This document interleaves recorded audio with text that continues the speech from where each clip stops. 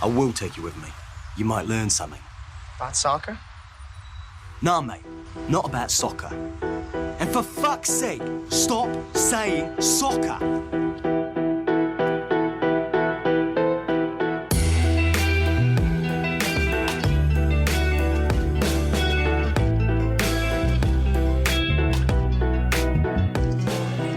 This August, in one of the very early qualifying rounds for the Champions League, the Austrian club I grew up with, Sturm Graz, drew Dynamo Kyiv from Ukraine.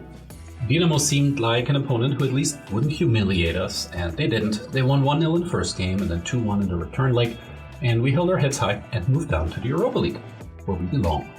But nothing about that qualifier was normal. The last time we played an Ukrainian team, Leibniz Kyiv in 2009, a few hundred of us made the trek to what is now a city in a war zone. Changed hands between Russia and Ukraine multiple times. Austrian fans posed under the old Lenin statue there, which has since come down. This time, our fans had to travel to Poland for the away game against a Ukrainian team because Dynamo couldn't play at home, clearly. And at the home game in Austria, the away section in the stadium was filled with recently arrived refugees from the war in Ukraine. Welcome to the Assistant Professor of Football. Today's visiting professor is Kateryna Chernii, who will tell us why these are not just instances of how soccer in Ukraine is affected by the war, but how soccer foreshadowed, anticipated, exaggerated, even influenced the political and cultural changes to independent Ukraine since the fall of the Soviet Union in 1991. That's about 30 years, and it covers Dynamo Kyiv, the first team not from Moscow to actually win the Soviet championship, and the Ukrainian club for a long time, probably still.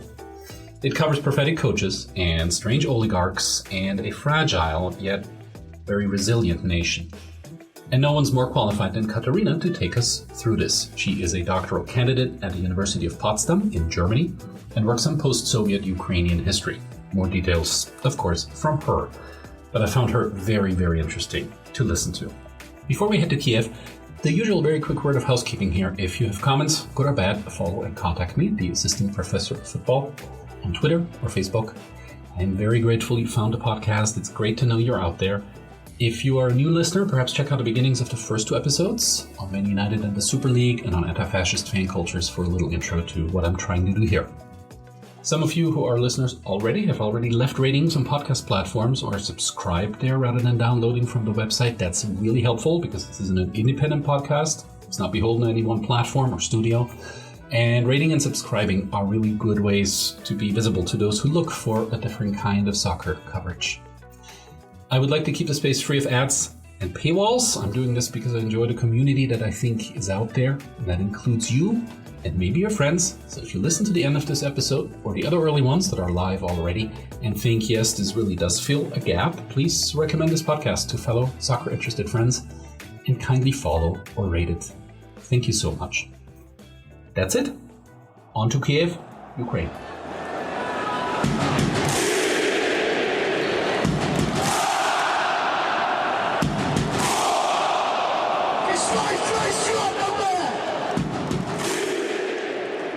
Kateryna, thank you so much for coming on and for sharing some time with us in what is a trying time for you, for your country, for your family. Before we get started, perhaps could you give us a little bit of your football biography, what brought you to the topic as a fan, as a watcher, but also what brought you to the topic as a scholar, and what are you working on right now?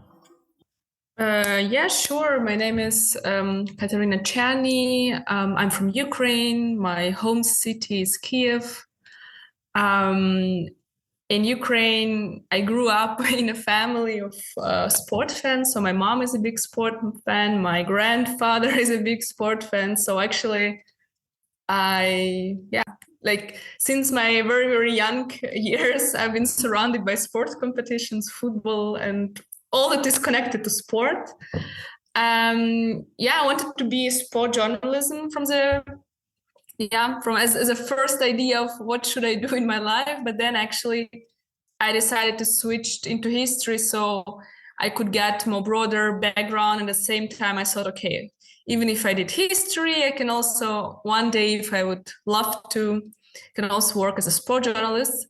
But later on, I tried a bit to work as a sport journalist in Ukraine, and I realized that actually what I really prefer is to dig deeper, to work on topics that I really interested in. Even though I studied and now I do my PhD in history, it's all connected to what I love, is sport and football. So it's a short way to what I'm doing now.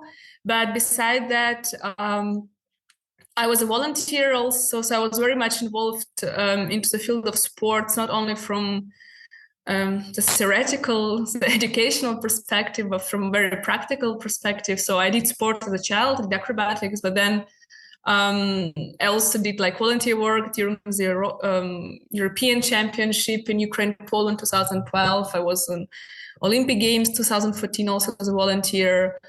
I did my internship at the German Football Federation. So it's something like small steps towards what I do now. And now I do my PhD on the transformation of Ukrainian football and its elites after the collapse of the Soviet Union.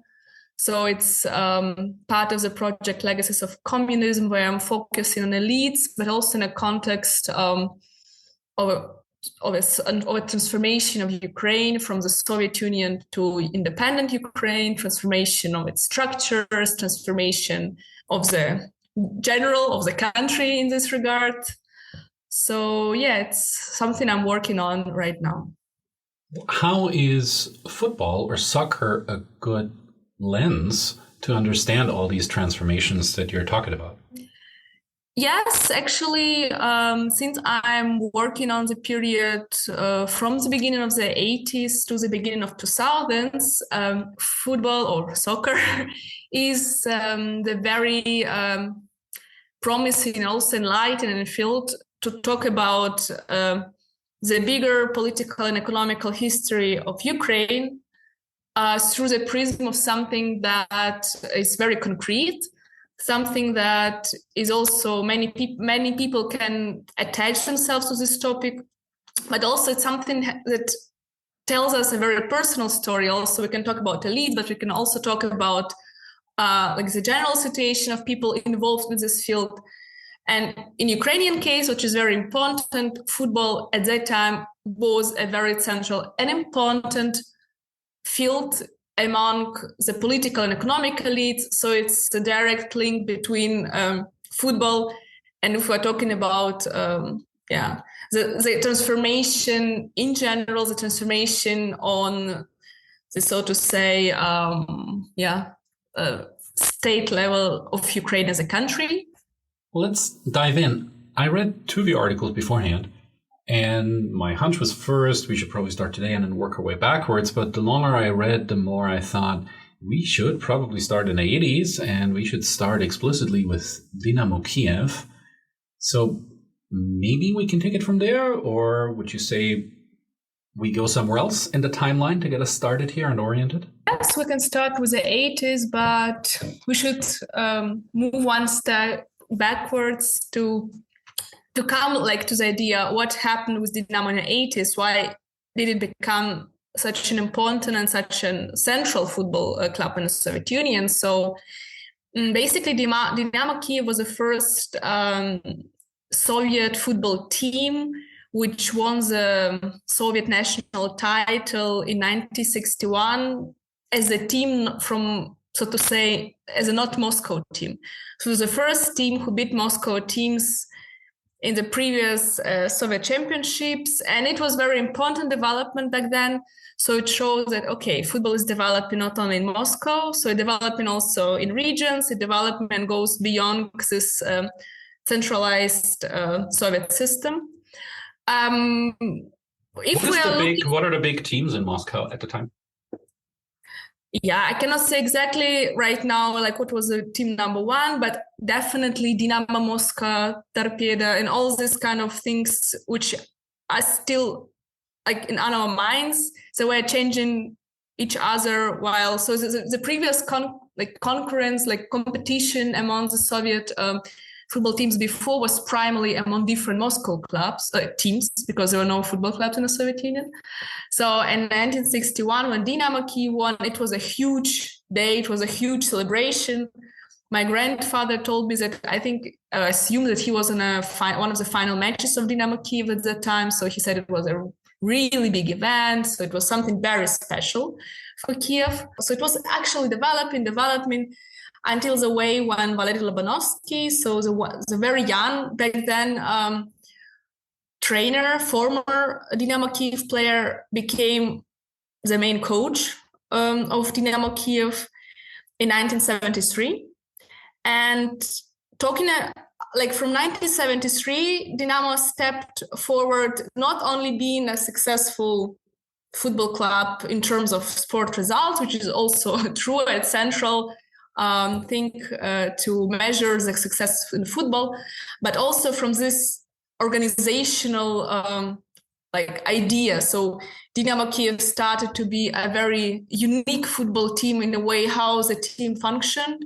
And in this regard, Valeriy Lobanivskyi became a very successful example of a trainer, but also of an organizer, to give, so to say, the chance, as I would call it, like a Soviet professionalization of Dynamo Kyiv, in a way how to implement some elements of professional footballs, but in a very restricted Soviet system, how it actually, so in reality, it would not have been possible.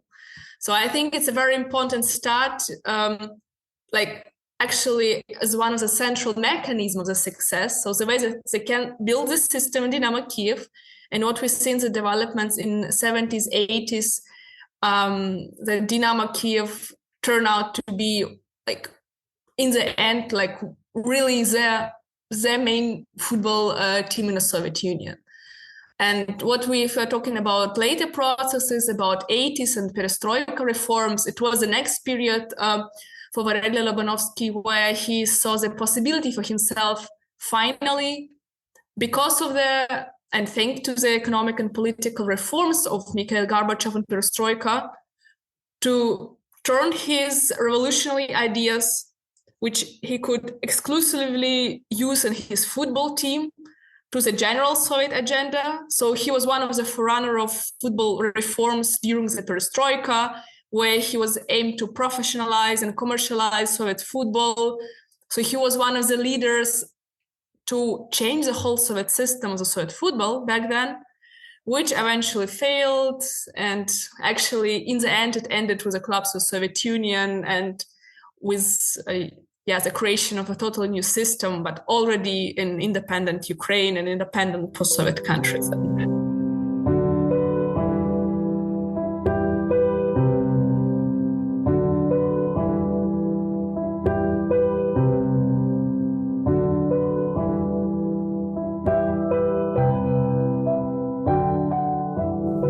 So the coach's name is Valeriy Lobanivskyi, and if you've never heard that before as a listener, it's a name you should know. On the one hand, if you're kind of a tactics nerd, my theory is that a back four that's played today goes back to him, and whatever Arrigo Sacchi does in Italy later on as a coach with AC Milan, and whatever Ralf Rangnick does in Germany later on with Ulm and Schalke, you can trace back to the innovations, tactical innovations of Lobanivskyi with Dynamo Kyiv. The other thing you mentioned is perestroika, and we're already nearing the end of the Soviet Union here, and you mentioned Soviet system. Could you describe a little bit what the Soviet system of how football clubs are supposed to operate look like, and how that changes in perestroika, and what the opportunity is for Lobanivskyi here to change the landscape? First of all, to understand what was the organization of Soviet football teams in the Soviet times. So there were no football clubs, as I told. So the football teams were rather teams of football players who were subordinated to different stakeholders, as they would call them. For example, the Ministry of Inner Affairs, different fabrics, different state organizations. So basically, football teams were part of state institutions. it meant that football players were not football players. So they were, for example, if the football team was a football team of a big mine, as for example was Schachtar Donetsk, then it means that football players were officially, so to say, like they were employees of the mine, right?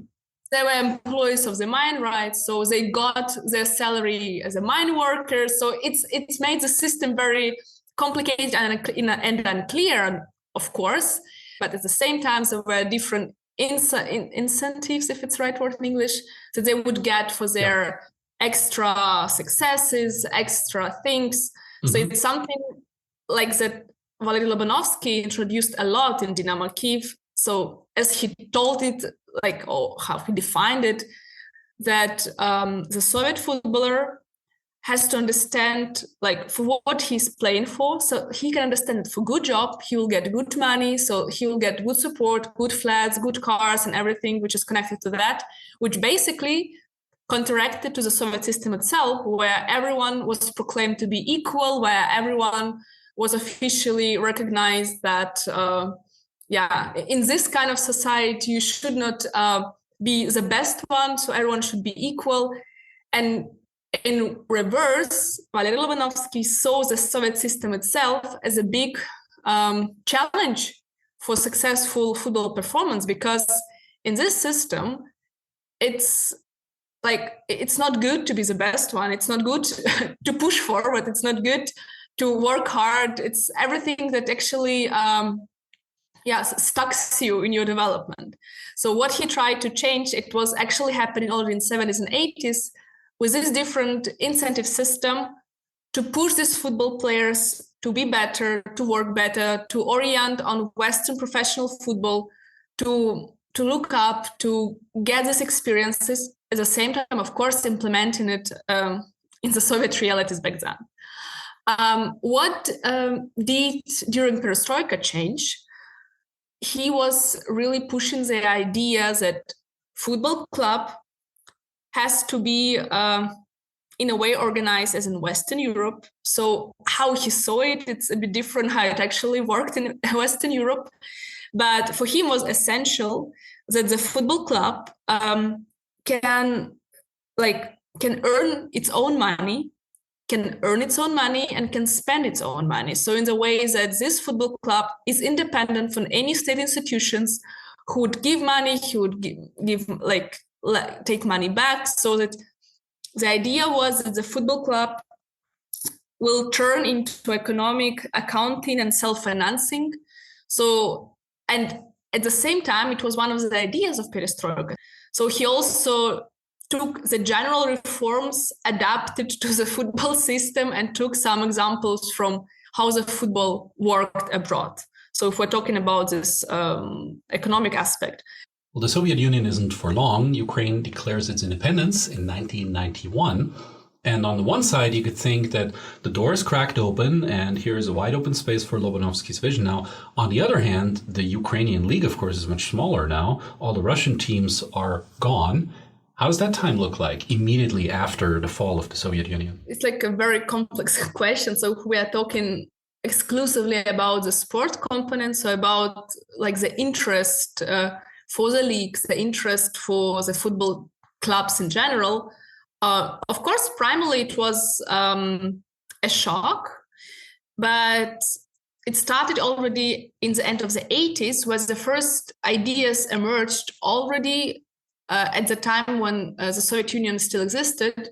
So there were back then the ideas among Ukrainian fans primarily that we should build our own league, we should play in our own league, we have enough good football teams, so we don't need all these other republics to compete. So they just don't let us function in the right way. And back then, for example, those people, as Valeriy Lobanivskyi, were against it. They said, no, it will destroy the concurrence, it will destroy the competition spirit, it will destroy the level of competitions. So these people were as the opposite, this independent league, as I would say it, in Ukraine at the end of the Soviet Union. So at that time, Soviet Union still existed. But when we are talking about Ukraine after the proclamation of independence, it was clear that Ukraine should build its own league, they should build its own competition system. And of course, we can say that it was rather political decisions than practical. And we also see it while we analyze in the interviews or reading the media from that time. So there were lots of discussions, primarily having this concern of sport, like primarily was a sport competition thing in focus. But it was not only about sport by the end, it was about the creation of new Ukraine, the creation of institutions, the creation of its structures, and football was something important, something that also could not go away of this political development. That's why Ukraine decided for independent league. And if we are talking about the first years of Ukrainian championship, they were very hard because Ukraine was in a huge economic crisis. So people did not have time, money, desire, really follow football. So of course, events took place, championship took place, but there were really few fans who would follow the matches. There were few people who was really following football. And even Dynamo Kyiv back then had very hard financial problems. And generally, it was the years when this first year of this Ukrainian football league was very, very, very hard. And it also was a lot of discussions and a lot of nostalgia about these great times when we were competing, where it was like, like this, all this great competition. It changed, I would say, from 1996 when the Ukrainian Premier League was founded. So when, so to say, rich people, oligarchs came into football. So they tried to invest money. They tried to make football attractive again. And it changed, of course, also the Ukrainian championship. So the team started to be richer. They started to have better players. Everything started to come in a way. So so it became back for people to interested to follow football. If we see this through the lens of Lobanivskyi, who's gone for a little bit and then returns to Dynamo, the changes must be staggering. You have talented young players moving west, but you also have Dynamo's academy now attracting players from well outside the Soviet Union to the former Soviet Union. And there is new money in the game, and there's new owners, and it's not always clear where that money comes from. Those 90s are a wild time. How does he navigate this? How does the club navigate that? It's very interesting, actually, question, because if we see who is Valeriy Lobanivskyi, if we read in his memoirs from 80s, 90s, like the way how he talked about the system back then, he says, because the Soviet Union allowed to sell their football players abroad starting from the end of 80s. So already in the end of 80s, Lobanivskyi gave a permission to sell many central football players from Dynamo Kyiv abroad. And with a very interesting argumentation, yes, let's sell them abroad. It brings us lots of money. And for this amount of money, I can grow up many, many more great football players. So we don't have to focus on particular personalities. We just need to create a system which will give us this many, many successful football players. So when he came back in 1996 to Dynamo Kyiv, it was not that it was not easy actually to get him back, because back then he was a trainer abroad. He used to train different countries, national teams from Arabic countries. So he earned lots of money there, and he was kind of tired of all the time to struggle with the system in Ukraine back then. So from the Soviet Union to Ukraine. So he spent many years abroad. Mm-hmm. But he was a very, very central person for Ukrainian football. So, the guys who got Dynamo Kyiv, as I would say, so it's also in a very dubious way. But those who got Dynamo Kyiv, the brothers Surkis, they tried to get him back as hard as possible. So in a way, they persuaded him that if he can back, that they will support him in any possible way. So they will give him as much money as he wishes. They will bring him football players as he wishes. So in that way, of course, he used these new possibilities to get new football players, to train the old one. But what very interesting is for Lobanovskyi, that because of his way of trainership, he was a trainer psychologist. So he used to talk with football players a lot. He used to spend lots of time with them. For him, it was very hard to act in a very similar way, or generally in such a way, with the foreign football players who would not speak his language, who would not understand him. And for him, it was a very, very big challenge. And so in that time, when many foreign players, or not many, but even some of them came to Dynamo Kyiv, it was challenging for him. He tried to put any kind of demands to them that they have to learn at least basic Russians, because Lobanovskyi spoke Russian, so that he could at least communicate with them. So for him, at the same time, it was possibility, it was new chances, but at the same time, a huge challenge.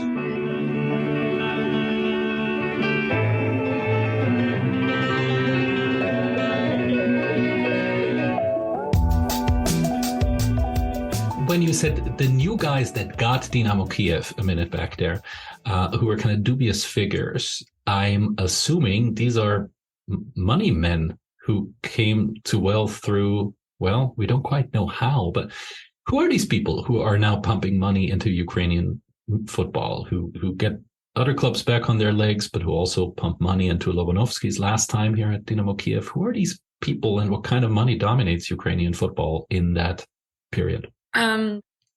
We call them, or it's in the historical analysis, you call them like the new economic elites, as those people who emerged in Ukraine, but also in Russia, for example, after the collapse of the Soviet Union. It's a kind of mixture of older Soviet bureaucrats with the new economic guys who arose actually out of these reforms of perestroika. Where do we also call them oligarchs? Not every person is an oligarch, but all of them have these roots from this kind of system. So oligarchs are those who are the most influential, and also those who have influence not only through economics, but also through political life. But in the end, many of them started from a very similar field, from the field of these small cooperatives in the end of the Soviet Union, from this small corporations of people who started to earn money, started to sell something, started to buy something. So they started from a small, in the way when they started with a big, with the privatization of the former Soviet property. So those guys who managed to privatize many important things in Ukraine, they became rich. And these people were obviously from different backgrounds. Some of them were former Soviet bureaucrats, parts of the Soviet elites. Part of them were less involved in this Soviet system, but they're rather young guys who started with their own small enterprises in the end of 80s. But in the end, some of them got to power. Some of them managed to get rid of other concurrents, other competitors in the field, and secure their ground.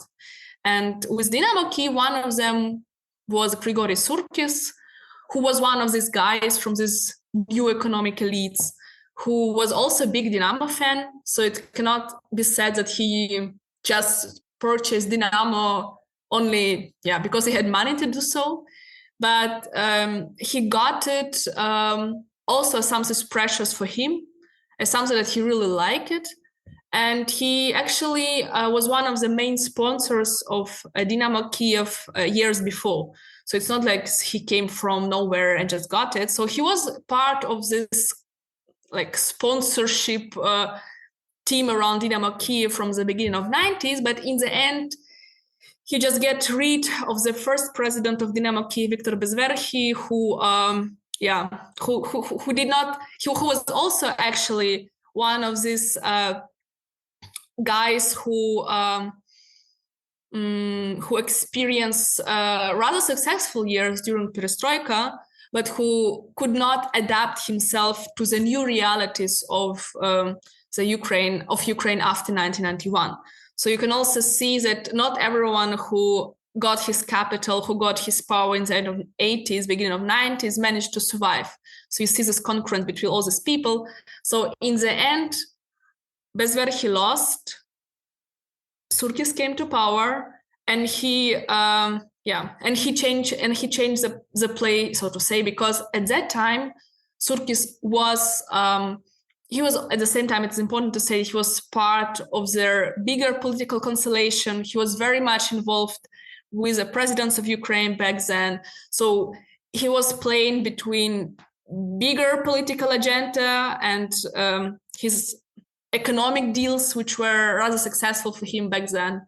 So he could afford to secure Dynamo Kyiv from economic basis, but also in a way from this political agenda, so that Dynamo Kyiv still remained like this attention from the political elites of Ukraine, and it was very much supported. We should mention perhaps briefly, 1995, Dynamo Kyiv gets disqualified from the Champions League for European competitions for a year. Do we want to mention what went on there? Yes, we can mention it in itself. It's actually, it depicts perfectly what I just told, the way how Surkis and Dynamo Kyiv was important also for Ukraine in general, not only for fans or something, because one of those this scandal with this furor that they were proposed to this Nieto referee during the Champions League match. It was a fur coat, right? That they promised to give to the ref if he. Yes, it's actually, it's still unclear if they really proposed it or not. But in the end, okay, we can assume that they really did it. And in the end, what is interesting, the way how it was solved. So the first president of Ukraine, Leonid Kravchuk, was very much involved in it, because he tried to explain that for Ukraine, Dynamo Kyiv is something like the last hope for people in the hard times, and we have to let them play, even if they might have made this mistake. So it shows that apart from this, the whole situation, yes, the way how they tried to save it was very much, they tried like on the highest political level. It was not that some football people from the Football Federation of Ukraine would try to solve the problem, but the first president of Ukraine. And it actually was working also because Surkis was part of this highest people. So he could also use all his kind of resources and influence to handle the situation. And in the end, it worked. So they were, they could come back to the competition. I'm not sure when exactly, but it's something that it did not last that long, the ban and the whole situation then. But it's clear from this story that Dynamo Kyiv is more than just a football team to the nation at the time, right?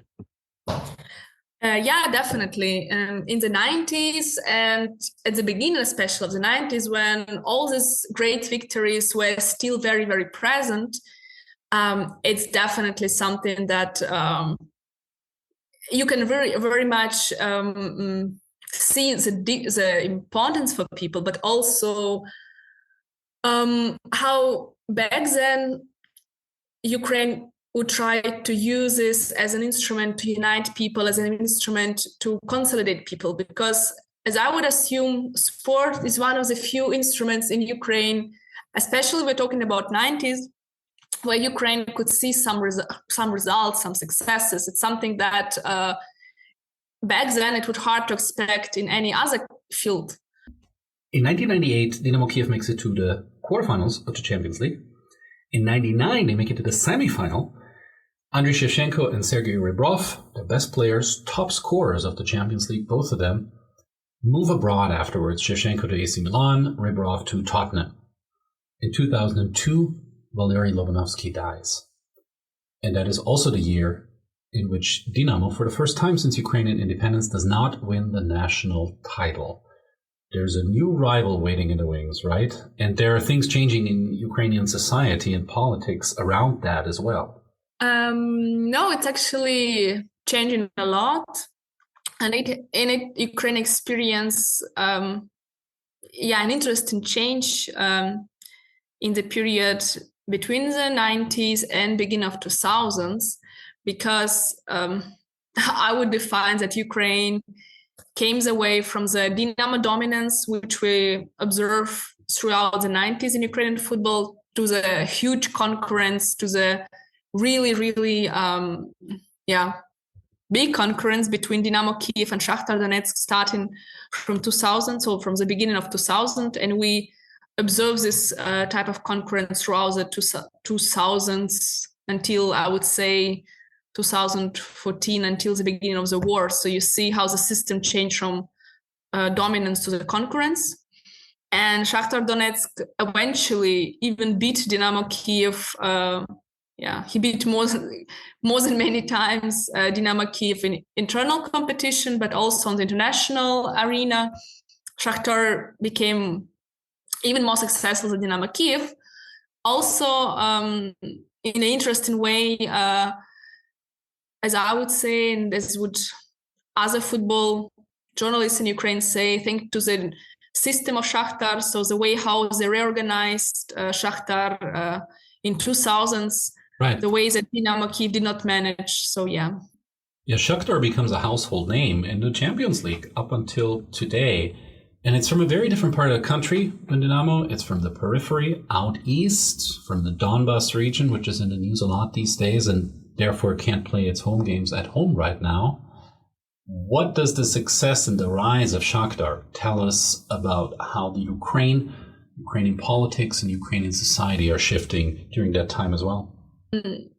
Talking about Schachtar Donetsk, it used to be like a very ordinary football club during the Soviet times. What changed is that in the 90s, many different local elites saw football clubs as a potential social mechanism to secure their power in the region.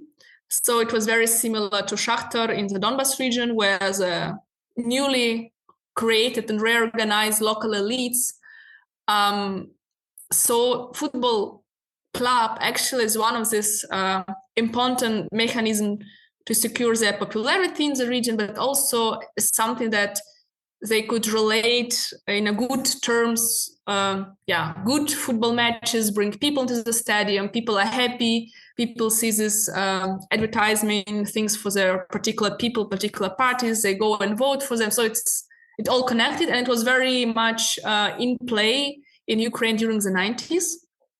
And Donbas, with the time, became the second most important, politically important region in Ukraine in terms of political elites. So that's why this concurrence was also not only football concurrent, but also the political concurrent between Donetsk and Kyiv at that time, between all these political and economic elites who tried to, So it was like far beyond the football itself. But if we're talking about Schachtar and Dynamo as football clubs, the system of Schachtar is also related on the support of an oligarch, of a different oligarch, Rinat Akhmetov. But the way how the system was built in Schachtar, if we're talking about the beginning of 2000, is that they really tried to get new people with a foreign education, those people who could implement new changes, who could implement new structure for a club in a way that the football club would work and would fit the new challenges and the new existing circumstances in a way. And in this case, Schachtar became really successful. So that they were inviting new people into the organization of a club, but also working a lot with buying and selling footballers. And also they became the first football club who really involved as much as possible football players from abroad, for which Schachtar was very much criticized. But in a way, back then, it brought them to the successes they got during their path of development. And the last thing which is interesting, that in a very short period, Schachtar, and if we are, so to say, thinking back of some talks of Akhmetov, of these people who were involved in Schachtar, that if in the end of 90s, Schachtar did not even believe that they could win the Ukrainian championship. So it was really people who used to work for Schachtar, they said to Akhmetov, when Akhmetov told them, no, we have a plan, we will win Ukrainian championship, we will beat Dynamo Kyiv. And these people said, oh my God, it's impossible. We will never do it. So it transformed into 2000, I think, like it was shortly before the war when Akhmetov had a plan to win the Champions League. So he transformed from the idea of Ukrainian championship to the idea that he will pursue the Champions League title. Wow. Now it failed. It also seems to be hardly possible, but in a very short period, this club erased like in a really dramatic way. What's at stake politically for all these people around Schachtar out there in the Donbass region? You mean like Rinat Akhmetov and all these people around Schachtar? Yeah. Oh, definitely. So for Rinat Akhmetov, Schachtar is one of the many different objects of interest. So if we compare him to Grigory Surkis, who really loved Dynamo Kyiv, who was really into the football and all this topic in general. So Rinat Akhmetov, basically, he inherited this club. So he did not, he was partially forced to get this club into his sphere of influence, and he was not a football fan at all. So he developed his love for football with the erasing successes of the club. In a way, when he saw that, wow, it works, it brings money, I am kind of, I would say it's not that it really brings money, because Schachtar is still very much subsidized, was and is from Schachtar's, from Rinat Akhmetov's own pocket, from his businesses, but he saw his different privileges of having this football club. But Rinat Akhmetov, as many other people from the region, used to be those guys around the former president of Ukraine, this pro-Russian president of Ukraine, Viktor Yanukovych. So Schachtar was only for them and for Akhmetov one of the things in their on their daily agenda. Rinat Akhmetov is a guy who just observing from above. He just gives money, he just control. But those who run in Schachtar are different people. So that was what I was talking, that he invited these so-called professionals to run the thing in a club. So and it makes a difference in a way how he sees his clubs, and also it also proves that for him it is like one of these mechanisms in this whole system. Is Dynamo trying to catch up? Yes, but what we see now, now we have a full-scale Russian invasion, so it's also hard to really plan football leagues and everything. But so now Dynamo Kyiv is on a 5th place of Ukrainian Liga scale, which is it's kind of something that impossible. It used to be impossible, but now they're really bad. So they try, but they try very bad, because the war from the general situation, the last 8 years changed a lot in the constellation of how oligarchs finance the football clubs, what type of influence do they have. And we see it on Dynamo Kyiv that since Grigory Surkis lost his also political power, his economical power in the last decades, the club also declining. With all these intersections between politics and society and economics and football clubs, is fan culture at Ukrainian clubs political? Are there politically organized fan groups?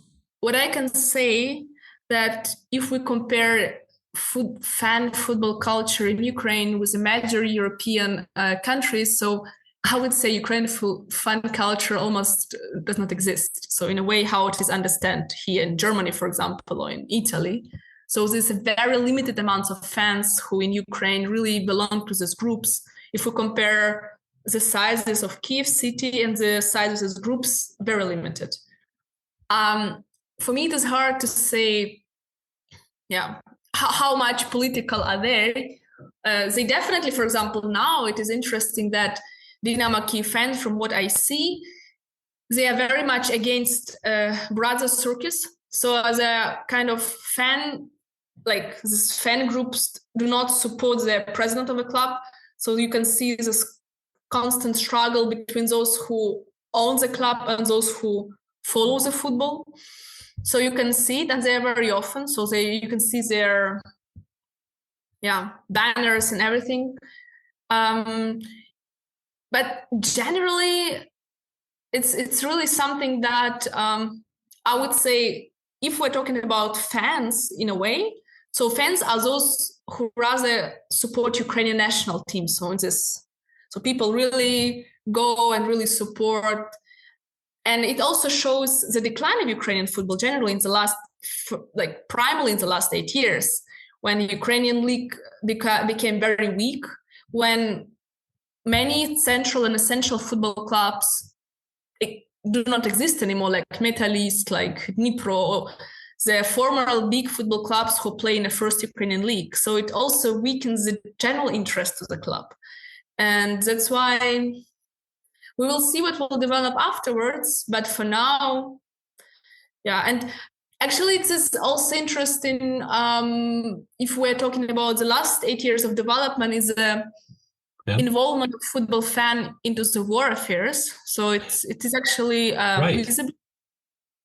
And it was actually one research made on football fans in the war in the 2014 and 15, when Ukrainian football fans gather together, especially in Eastern Ukraine, against pro-Russian forces and hidden Russian armed groups.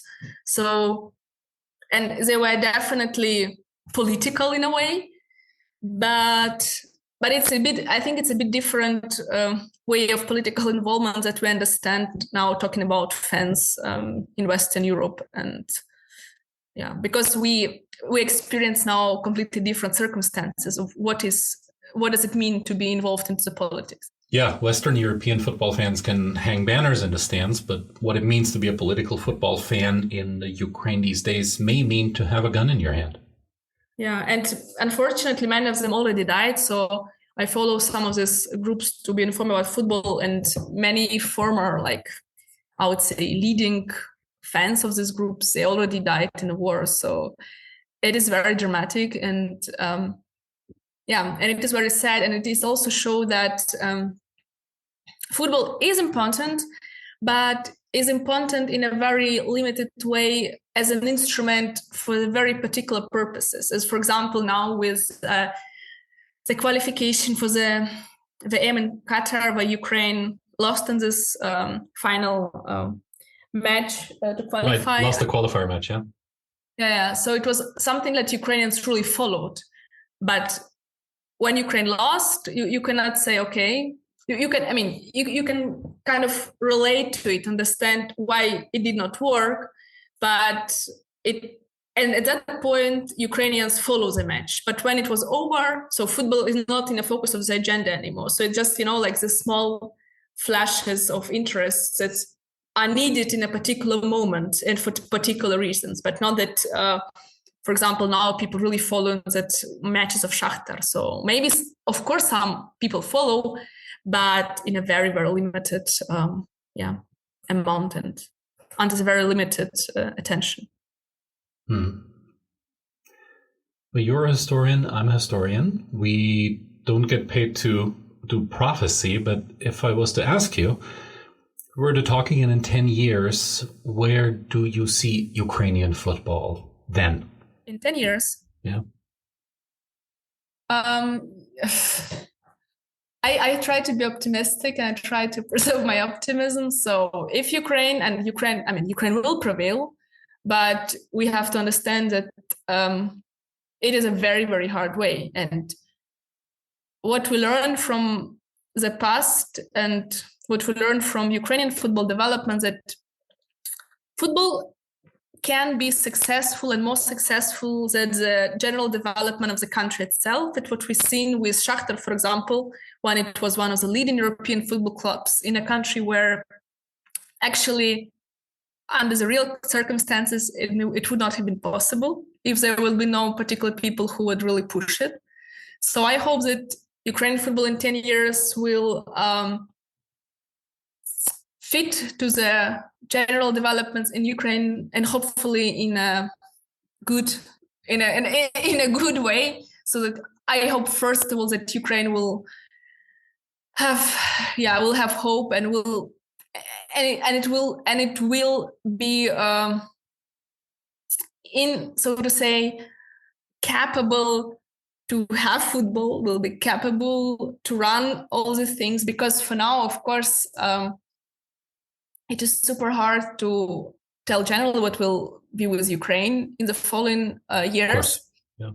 So but I really hope that in that 10 years, Ukrainian football will try to reorganize the way how it functions. So it will really fit to the real circumstances and agenda of Ukraine. So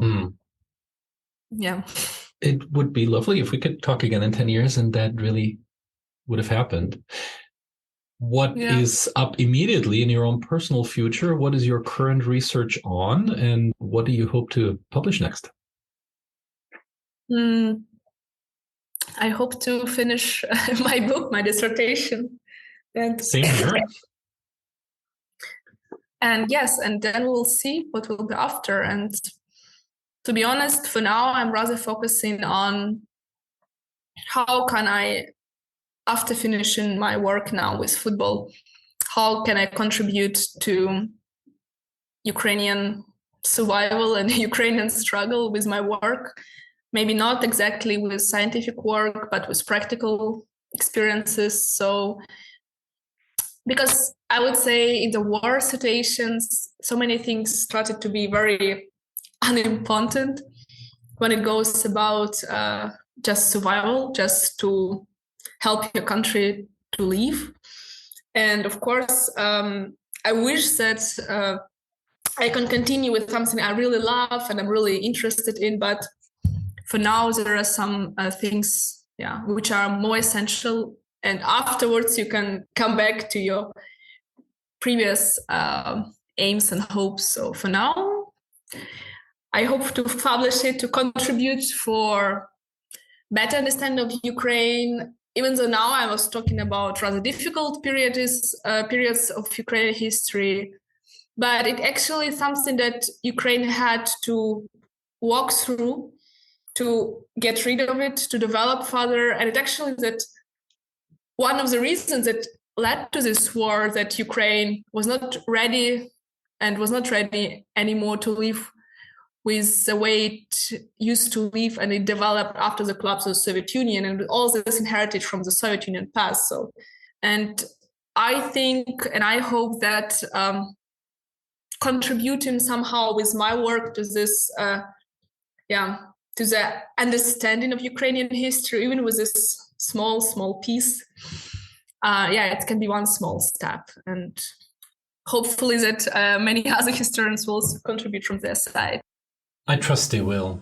Yes. And you have done a wonderful part in this by demonstrating that the seeds of what is happening now lay far back. And indeed, the football stories you've told are a wonderful lens to understand where the country has moved, what its challenges are, and what some of its maybe most shining and hopeful moments were as well.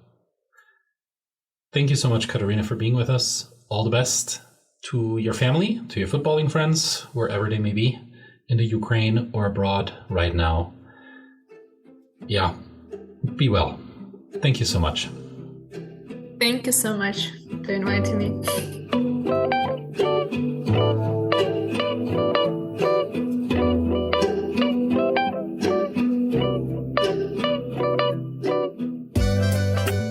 Lotta Bohle is young, but knows a lot about life on the terraces and on the field in the second German Bundesliga.